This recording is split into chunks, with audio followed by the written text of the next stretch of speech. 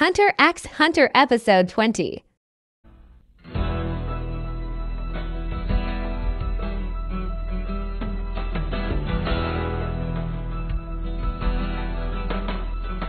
Wala nang 20 oras bago dumating ang pangalawang sakuna.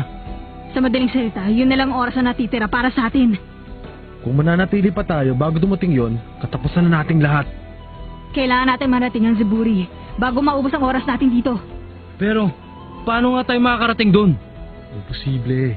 Kahit sa tubig, masayang papawid pa. Walang bang makakalampas sa sobrang lakas ng alon? Paano na ngayon to? Merong barko! Gon! Magagamit natin ang barkong to! Tumigil ka sa kalokohan mo, Gon! Ibenta na lang ang bakal na to para mapakinabangan!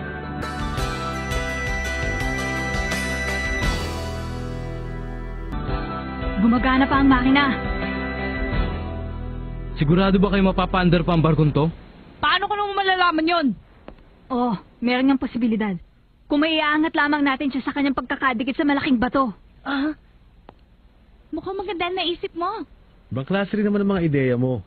Kung hindi natin matataklasan ng lugar, dadali natin ang buong puerto. Sigurado yan. Ito na ang kasagutan sa napakahirap na pagsusulit. Ang problema ay kung matatapos natin to kagad bago pa dumating ang pangalawang sakuna. Tingnan muna natin ang kondisyon ng barkong ito. Magkita-kita tayo pagkatapos ng isang oras.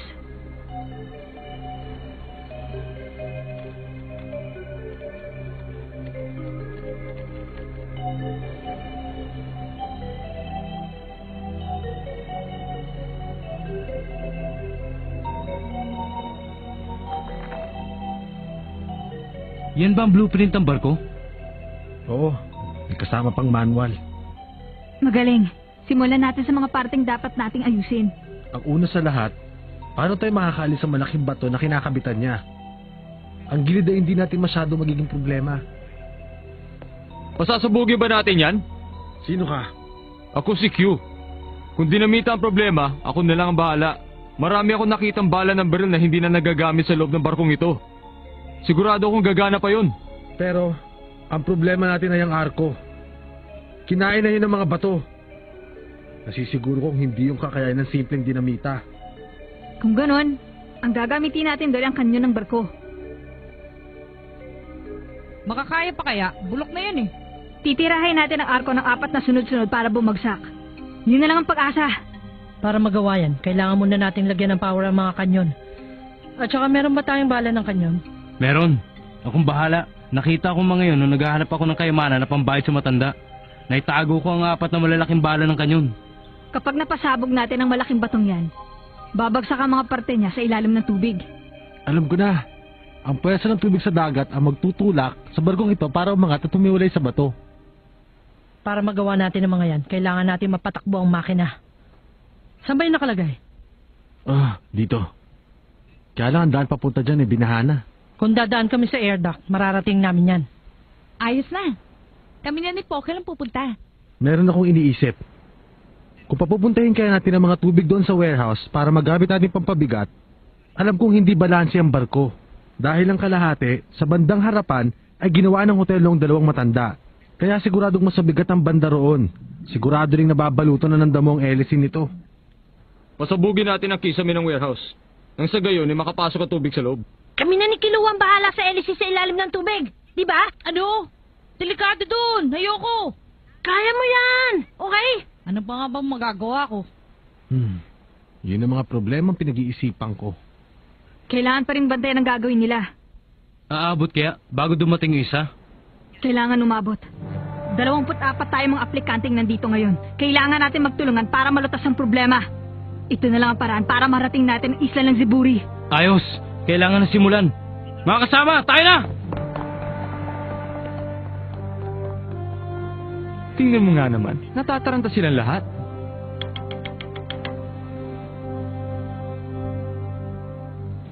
Bilis! Oo!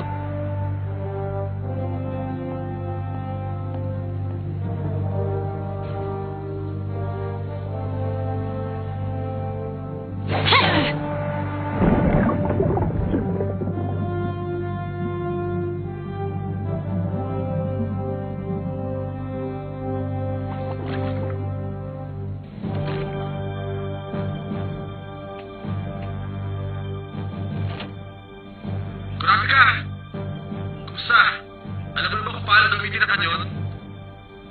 Wala pa naman kami nakikita malaking problema dito.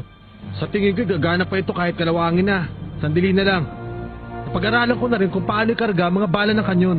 Mabuti naman. Ang gagawin na lang namin ay karga mga bala nito. Si Leorio kaya, sigurado ba siyang nahanap na niya mga bala ng kanyon? Dahil dito wala na kami makita kahit anino ng bala.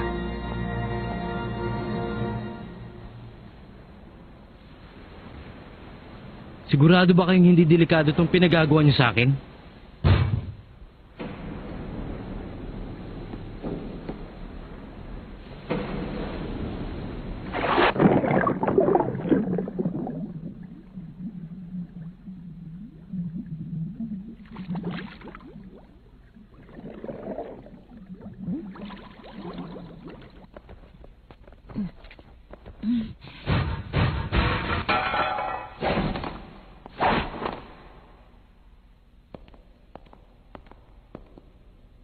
Ang steam turbine engine.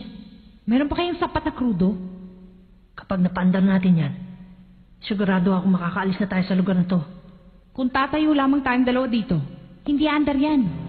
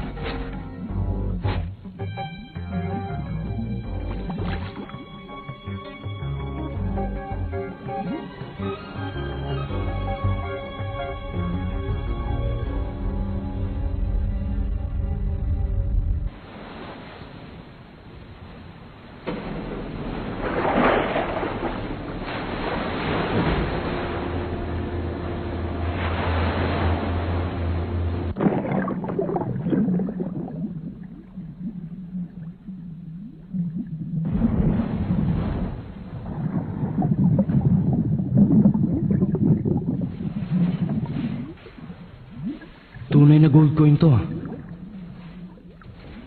Nakakainis, ang daming kayamanan. Pero sa pagkakataong ito, mas mahalaga pa sa kanilang bala ng kanyon.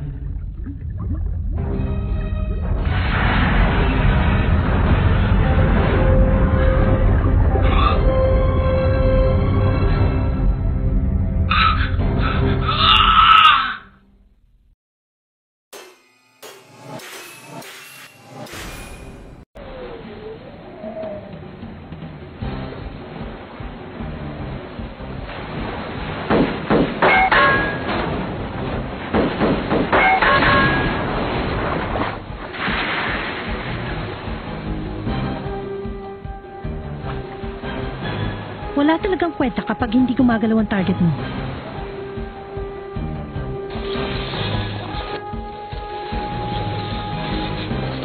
Salamat! Sapat na mga bala ng kanyon na yan. Hilahan niyo na si Leorio. Sumasama na ang panahon. Anong sabi mo?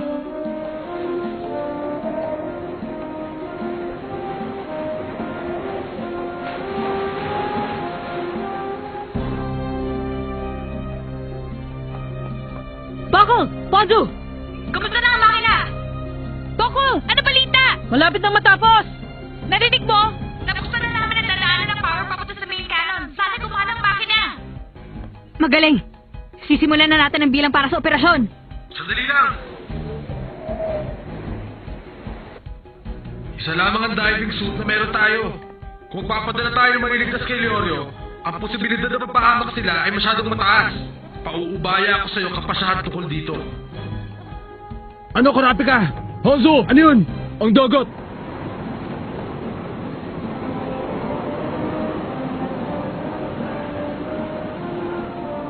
Magsisimula na! Natapos na namin! Salamat naman. Nandito na ba lahat? Nasa si Leorio. Ha? Na naman! Wag! Hayaan na lang natin siya sa sitwasyong ito. Kulit talaga! Marami pa tayo ibang dapat gawin. Kailangan ko ang tulong mo. Kurapika, narinig mo ba ako? Sigaw na pumunta. Siya na ang bahala kay Leorio. Tumingin ka sa labas. Lumalapit na ang buhawi. Alamin mo ang oras ng pagdating ayon sa kanyang bilis. Ikaw na lang magsabi sa mga tao kung anong gagawin.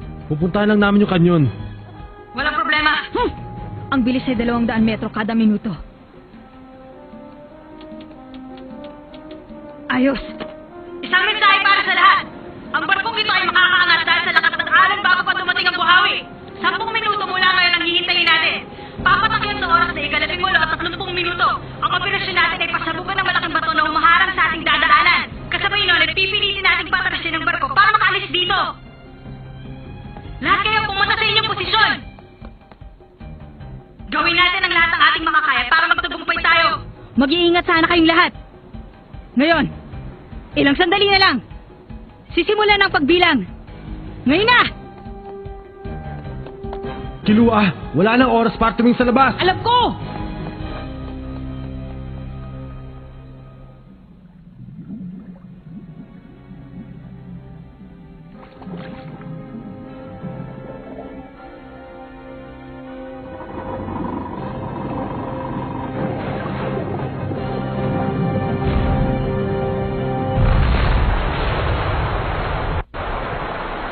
Itong warehouse, wala nang problema. Maayos ang daloy ng tubig papasok dito sa loob. Sigurado wala nang problemahin sa pagtakbo ng barko. Magaling kung ganon. Pumunta ka na muna ngayon sa engine room. Buckle, kamusta dyan? Sa ngayon ay naayos ko ng 4 na turbina. Meron ng 12 boilers ang umaabot sa critical na pressure. Iko-connecta ko na lahat ngayon.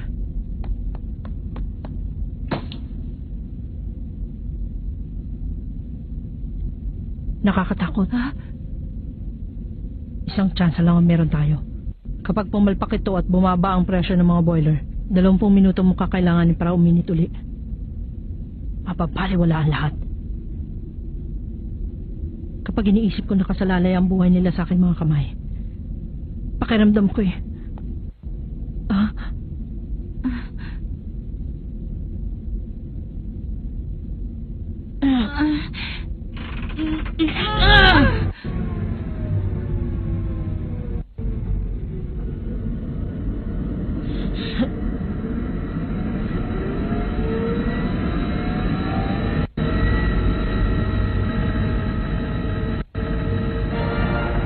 umadam na makina. Magagamit ng kanyon. Ikaw muna bahala. Sige. Gumagana na ang 4 na makina ng barko. Ngayon ay maaari na natin gamitin ng kanyon dahil makakargahan na ang sapat na kuryente. Buksan na ang dadaanan. Roger! Diyan muna kayo hanggang mapaandar natin ang barko. Switchboard position! Simulan niyo ng karga ng kuryente ang mga kanyon. Buksan ang circuit A, B, at C. Isarado ang iba. Maliwanag! Ako na ang bahala sa Circuit B, ha? Bilisan nyo! Ang lahat ng power mapupunta sa kanyon. Kaya lamang siguradong hindi nila makikita ang target sa sobrang dilim.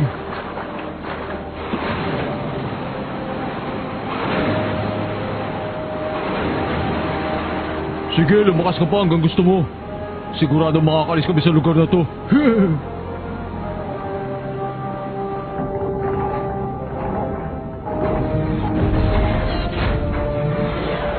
Kargaan ang kaliwang kanyon.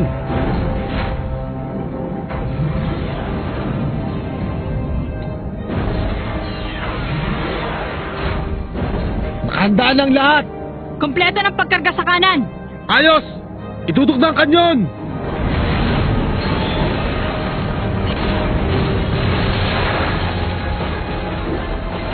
Firing position!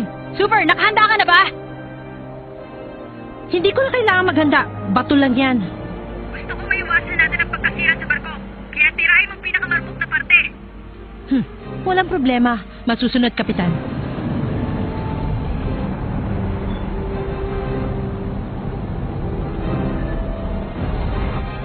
Pwede na ba to? Hintayin mo ang hudyat ko.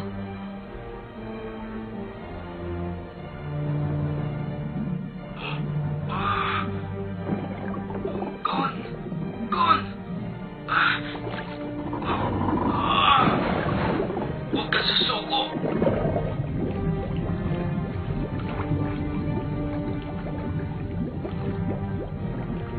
Yoryo! Ikaw na. Bahala sa iba.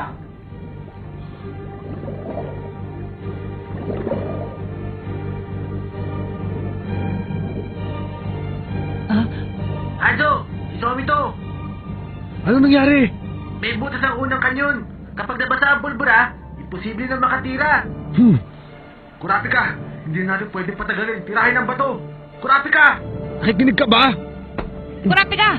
Parating na si Gon! Bitbit si Leorio! Talaga? Ayos! Makinig kayong lahat!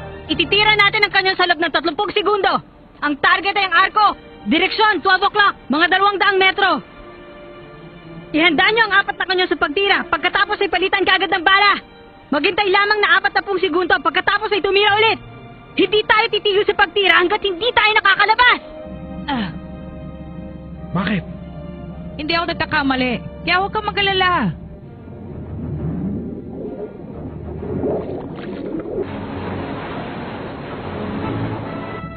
Seven, 6, 4, 3, fire!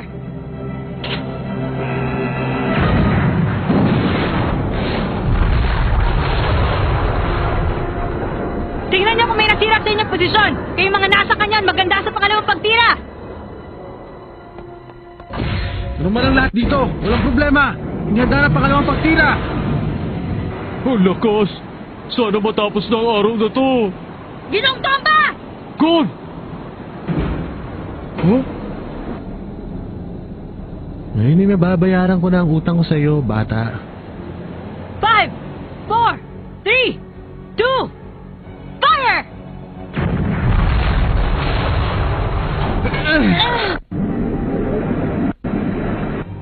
Umiikot na nga, LC. Magaling kong ganon. Gagamitin natin ang pwersa ng pangatlong tira para makalis na tayo sa batong ito. Maganda sa pagtira! Fire!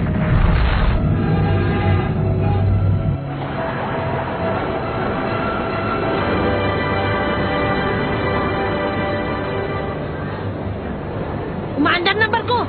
Nararamdaman niyo rin ba ang Ginong Tomba? Oo, talagang gagalaw to dahil barko to, hindi ba?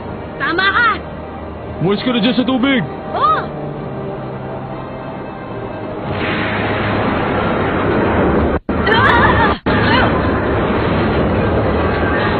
Ayos ka lang ba? Wala si Gon! Ano? Grabe ka! Ano nangyayari dyan sa taas? Dalak sa puwersa yun, sigurado bumangga tayo sa isang malaking bato. Kurapi ka! Hindi na mapipigilan pagbabago ng direksyon ng barko. Baka bumalik na tayo. Minisip ko ibang para matigil to. Kurapi ka! Sumagot ka! Hanzo, tirahin mo ang buhawi. Ano? Magagamit natin ang puwersa ng pagsabog para umatras. Pwede rin may ibang direksyon ng buhawi. 2 ibon sa isang bala. Sige, susubukan ko. Si Super! Kaya mo ba? Mas maganda yung naisip niyang ideya kaysa bumaril ng batong hindi gumagalaw.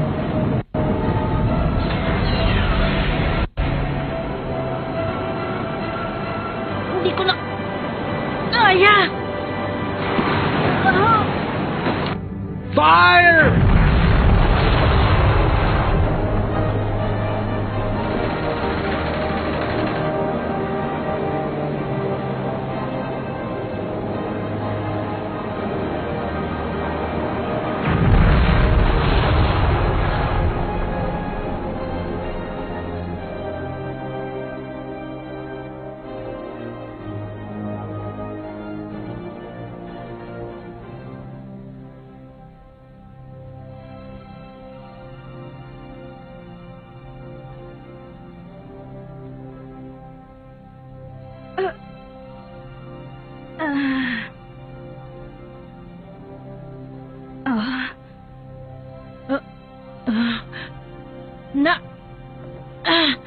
Magandang umaga.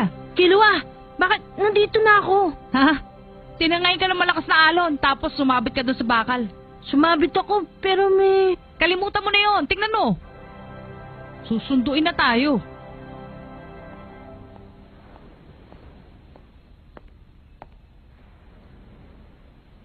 Magaling ginawa nyo.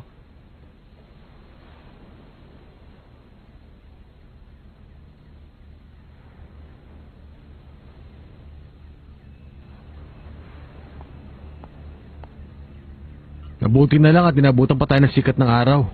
Malaking utang na loob ko na naman ito kay Wa. At sa'yo bilang aming pinuno. Salamat. Ganon din ako.